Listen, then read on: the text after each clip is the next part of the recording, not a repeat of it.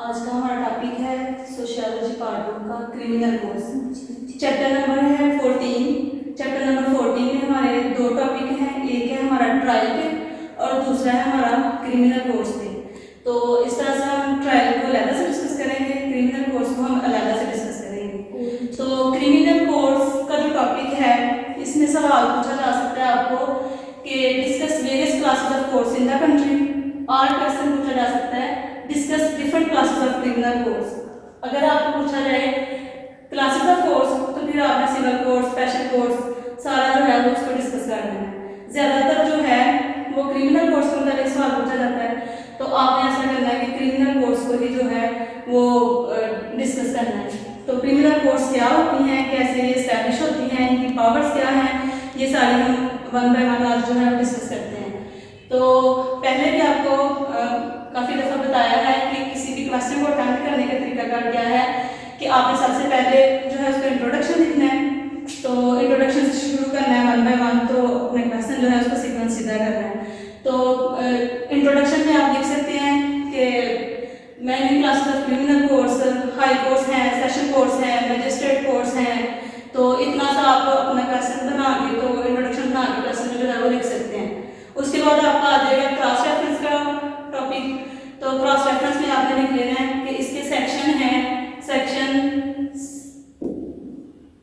6 से लेके तो सेक्शन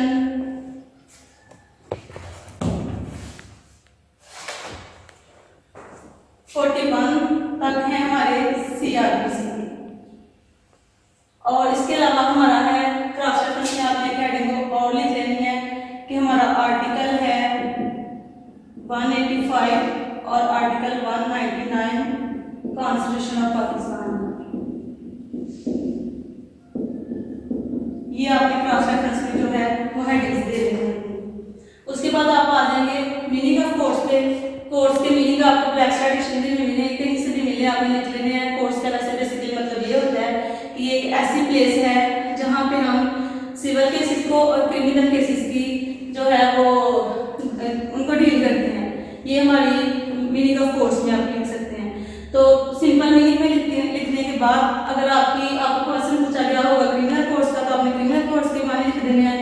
और अगर वैसे क्लासेस ऑफ कोर्स पूछा गया होगा तो आपने सिविल कोर्स के, इसको दो तरह से आगे लिख देना है कि एक क्लास में आपने लिख देना है सिविल कोर्स, बी क्लास में आपने लिख देना है क्रिमिनल कोर्स। तो मीनिंग लिखने के बाद फिर आप आ जाएंगे क्लासेस ऑफ कोर्स पे। क्लासेस ऑफ कोर्स में हमारी सुप्रीम कोर्ट आती है, हाई कोर्ट है, कोर्ट ऑफ सेशन है, या डिस्ट्रिक्ट कोर्ट्स हैं और स्पेशल कोर्ट्स हैं। जो कोर्स ऑफ सुप्रीम कोर्ट्स है ये पाकिस्तान में एक ही कोर्ट है और इसकी जो सिटिंग प्लेस है वो है इस्लामाबाद में। ये आर्टिकल 185 जो कॉन्स्टिट्यूशन ऑफ पाकिस्तान का है उसके तहत इसको इस्टेब्लिश किया गया है। तो ये जो है ये तमाम जो कोर्स हैं, हाई कोर्ट्स, सेशन कोर्ट्स या उससे निचले दर्जे की तमाम कोर्ट्स, उनको उनकी निगरानी करती है सुप्रीम कोर्ट। ये सबसे बड़ी कोर्ट है। और उसके बाद है हाई कोर्ट। हाई कोर्ट जो है इसके सुप्रीम कोर्ट के बाद हमारी हाई कोर्ट आती है। हाई कोर्ट जो है इसके ये भी कॉन्स्टिट्यूशन ऑफ पाकिस्तान के तहत इसको जो है वो इस्टेब्लिश किया गया है। इसके पास भी बेशुमार पावर्स हैं, जो तमाम कोर्ट्स हैं उनकी देखभाल करती है, केसेस को सुनती है। तो इस तरह इसके बाद हमारी कोर्ट ऑफ सेशन आ जाती है। कोर्ट ऑफ सेशन जो है इसके पास भी बेशुमार पावर्स हैं जिनको हम आगे जाकर डिस्कस करते हैं। उसके बाद स्पेशल कोर्ट्स आ जाती हैं। स्पेशल कोर्ट में हमारी आ जाएगी फैमिली कोर्ट आएगी, कंज्यूमर कोर्ट आ जाती है, बैंकिंग कोर्ट आ जाती है, एंटी टेररिस्ट की कोर्ट आ जाती है। तो ये सारी हम जो है वो वन बाय वन उनको डिस्कस करेंगे। तो अब जो आज का हमारा बेसिक टॉपिक है वो है क्रिमिनल कोर्स पे। क्रिमिनल कोर्स क्या है, पावर्स क्या है, इनकी एस्टैब्लिशमेंट कैसे हुई। तो अभी हम आ जाते हैं अपने मेन टॉपिक की तरफ, क्रिमिनल कोर्स की तरफ।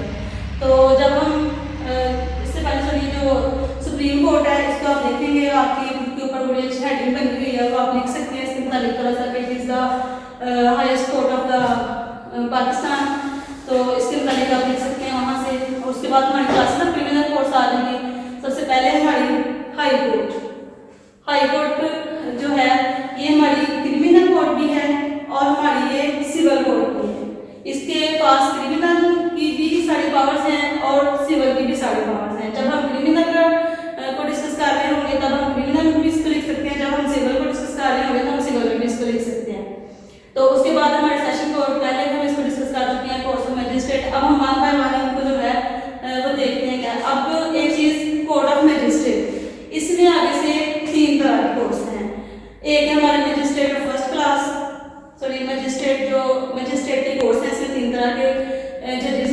कि हमारा magistrate of first class, magistrate of second class, magistrate of third class. अब ये है कि हम वन बाय वन जो हम देखेंगे कि हाई कोर्ट के पास क्या पावर्स हैं, कोर्ट ऑफ सेशन के पास क्या पावर्स हैं और मजिस्ट्रेट के पास क्या पावर्स हैं। तो अब हम आते हैं सबसे पहले कि हाई कोर्ट के पास क्या पावर्स हैं। पावर्स ऑफ हाई कोर्ट हम डिस्कस करते हैं। सबसे पहले हमारी हेडिंग है to pass sentence. High court के पास पावर है कि वो सेंटेंस पास कर सकती है, डेथ सेंटेंस पास कर सकती है, लाइफ इंप्रिजनमेंट दे सकती है, तो डायरेक्ट जो है वो ट्रायल कर सकती है। बेशुमार पावर्स हैं जिनमें से एक है टू पास सेंटेंस। तो उसके बाद जो नंबर 2 पे है हमारी वो है टू डायरेक्ट फर्दर इंक्वायरी, क्योंकि हाई कोर्ट जो है ये जो लोअर कोर्ट्स, तमाम लोअर कोर्ट्स हैं, सेशन कोर्ट्स हैं, मजिस्ट्रेट की कोर्ट्स हैं, उन सब की निगरानी कर रही होती है। तो इस तरह से इसके पास ये पावर है कि ये डायरेक्ट जब इसके पास कोई केस जाएगा तो उसकी फर्दर इंक्वायरी जो है वो डायरेक्टली कर सकती है। इसको किसी किस्म की इंटरप्शन की जरूरत नहीं होती, या इसको पहले किसी को जो है वो इतला देने की जरूरत नहीं होती, किसी से परमिशन लेने की जरूरत नहीं होती कि जैसे सुप्रीम कोर्ट इसके ऊपर बैठी हुई है तो उससे ये परमिशन ले नहीं, बल्कि ये डायरेक्टली जो है ये इंक्वायरी कर सकती है तमाम मामलों की। ये इसके पास पावर है हाई कोर्ट के पास। उसके बाद हमारे टू टेक एडिशनल एविडेंस, कि हाई कोर्ट के पास एक ये भी पावर है कि एडिशनल एविडेंस जो है ये ले सकती है। जैसे कि इसके पास सेशन कोर्ट ने कोई केस का फैसला कर दिया है, उसने जो है वो डेथ सेंटेंस जो है दे दिया है, तो वो जो फाइल है वो हाई कोर्ट के पास गई है। हाई कोर्ट ने अब क्या है उसको सेंटेंस को कंफर्म करना है। हाई कोर्ट को लगता है कि कहीं पे कुछ मिसिंग हुआ है और वो जो है वो एडिशनल एविडेंस लेना चाहती है, तो वो उस मैटर पे जो है उसके पास ये पावर है टू टेक एडिशनल एविडेंस। वो एडिशनल एविडेंस जो है उसको कॉल कर सकती है, वो ये उसके पास पावर है। और उसके बाद है टू कंफर्म डेथ सेंटेंस।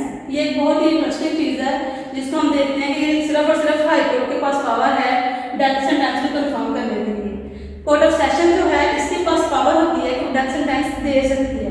जब court of session death sentence देगी तो वो उसको तब तक उसके ऊपर एग्जीक्यूशन नहीं की जाएगी जब तक उसको हाई कोर्ट कंफर्म ना कर दे।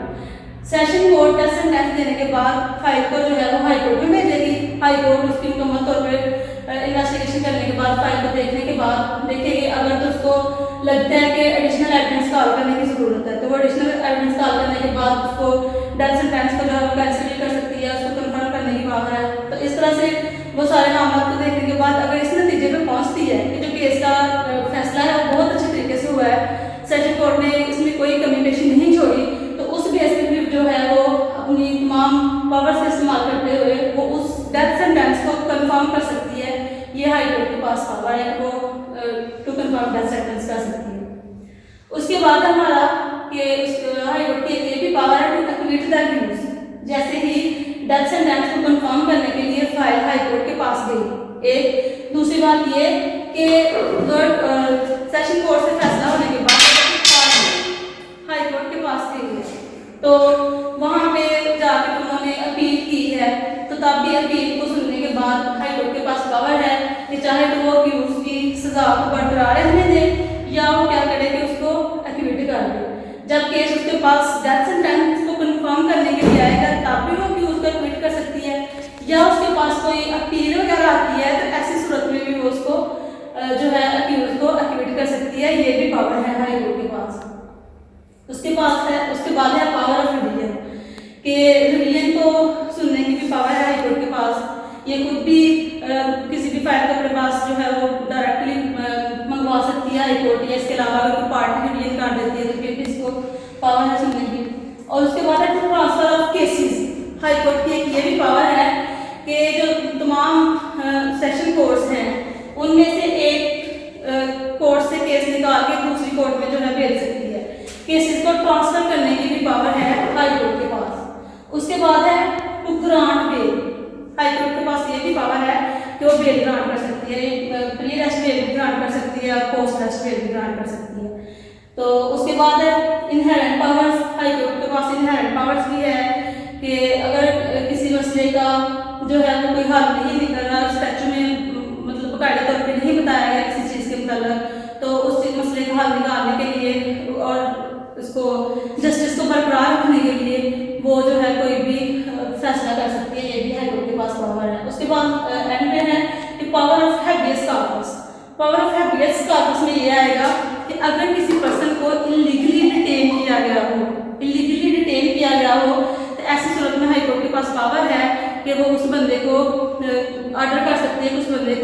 जिसने इलीगली डिटेन किया है उसके समेत मेरे सामने लाया जाए और उसको जो है वो रहा करने का ऑर्डर कर सकती है। ये भी पावर है हाई कोर्ट के पास।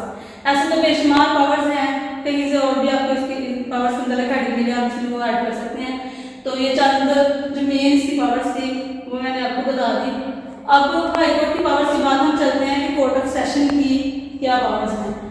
तो कोर्ट ऑफ सेशन की जो सबसे पहली है वो है कि टू ट्राई ऑफेंसेस, कि जैसे ही कोई ऑफेंस कमिट हुआ तो उस ऑफेंस का जो है वो उसको कौन उसको देखेगा, तो वो मामला आ जाएगा कोर्ट के पास। तो कोर्ट ऑफ सेशन जो है जो ऑफेंस कमिट होगा उसको ट्राई कर सकती है, ये इसके पास पावर है। फिर नंबर सेकंड पे है कि टू अवार्ड डेथ सेंटेंस।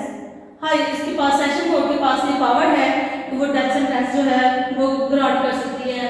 फिर आप इसमें ये भी हेडिंग जो है वो लिख सकते हैं कि to grant to award life imprisonment. तो इस तरह से और भी आप इसमें जो है वो ये मतलब फाइन भी कर सकती है, इम्प्रिजनमेंट भी दे सकती है, पनिशमेंट फाइन भी कर सकती है सेशन कोर्ट। इसमें 2-3 हेडिंग्स आप जो है वो अलग से भी लिख सकते हैं। तो उसके बाद हमारी टू एक्विट अक्यूज्ड। जैसे हाई कोर्ट के पास पावर थी अक्यूज पर्सन को एक्विट करने की, वैसे ही कोर्ट ऑफ सेशन के पास भी पावर है कि वो इसको जो एक्विट करे अक्यूज को। तो ये डेथ सेंटेंस भी अवार्ड कर सकती है और एक्विट भी कर सकती है अक्यूज को। उसके पास है रीजनल पावर्स।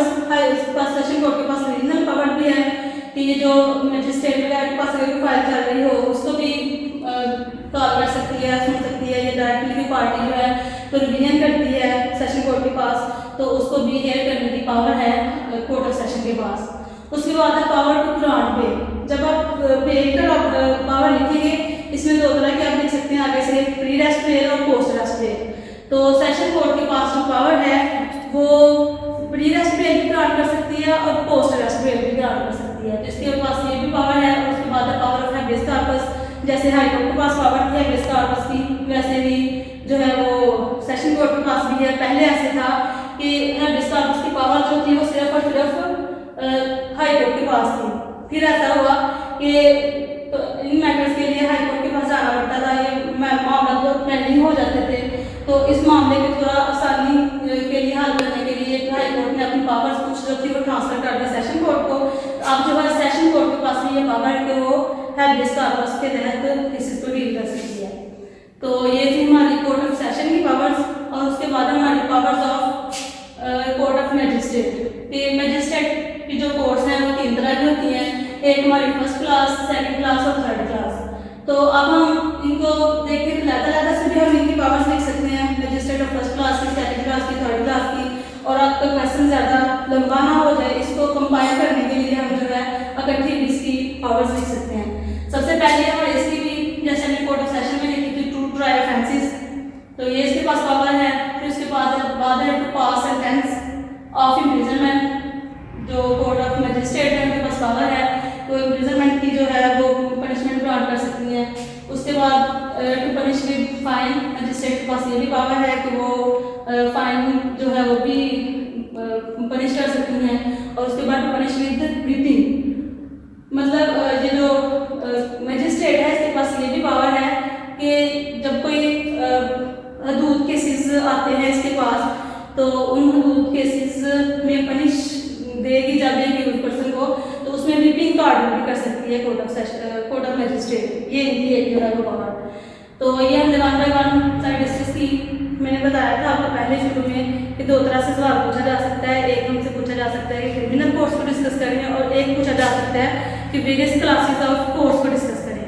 तो जब हम वेरियस क्लासेस ऑफ कोर्स वाला सवाल हमसे पूछा जाएगा तो उनको डिस्कस करेंगे। तो फिर हम पावर्स को कुछ शॉर्ट कर लेंगे क्रिमिनल कोर्स को लिखने के बाद, फिर हम आ जाएंगे कि जो अदर क्लासेस ऑफ कोर्स हैं उनको हम डिस्कस कर लेंगे। तो क्लासेस ऑफ सिविल कोर्स के ऊपर हम जब आ लेंगे तो जो हाई कोर्ट है उसके पास पावर है सिविल कोर्ट की। फिर जो डिस्ट्रिक्ट जज है उसके पास पावर है सिविल कोर्ट की, सिविल केसेस को डील करने की। तो उसके बाद जो है वो डिस्ट्रिक्ट जज के बाद जो है वो आती है सिविल कोर्ट्स। उसमें भी 3 तरह की कोर्स हैं, फर्स्ट क्लास सिविल जज, सेकंड क्लास और थर्ड क्लास। तो ये मैटर्स को देखेंगे। तो इस तरह से इनको हम अलग-अलग से, जैसे हमने क्रिमिनल कोर्स को देखा उस तरह से हम अलग-अलग सिविल कोर्स को भी देखेंगे। पहले हम हाई कोर्ट के मतलब लिखेंगे, फिर आप डिस्ट्रिक्ट कोर्ट में तलक लिखेंगे, फिर सिविल कोर्ट्स में लिखेंगे, उसमें 3 तरह की कोर्स आ जाएगी। तो फिर उसके बाद हम आ जाएंगे स्पेशल कोर्स पे। स्पेशल कोर्ट में आपके पास लिखने के लिए बहुत सारा मटेरियल होता है, जैसे इसमें फैमिली कोर्स आ जाती हैं, तो फैमिली कोर्स को आप डिस्कस करेंगे। फिर आप कंज्यूमर कोर्स आ जाएंगे, उनको डिस्कस करेंगे। बैंकिंग कोर्ट आ जाएंगी, उनको डिस्कस करेंगे। फिर उसके बाद अलावा वो नैब कोर्ट आ जाती है इसमें, उसको आप डिस्कस करेंगे। तो ये तमाम जो स्पेशल कोर्स होंगे इनको भी आप इसके अंदर जब वेरियस क्लासेस ऑफ कोर्स के मतलब सवाल पूछा जाए आप डिस्कस कर सकते हैं। तो एंड पे आप जाकर तब अपने कंक्लूजन लिख देंगे क्वेश्चन में, ये जो सारा आपने लिखा होगा देखा होगा, इसके तहत आप एंड पे जाकर अपना क्वेश्चन कंक्लूड कर देंगे। तो ये आज का जो हमारा टॉपिक है ये खत्म हो चुका है। तो मैं उम्मीद करती हूँ आपको इसे समझ आ रही है।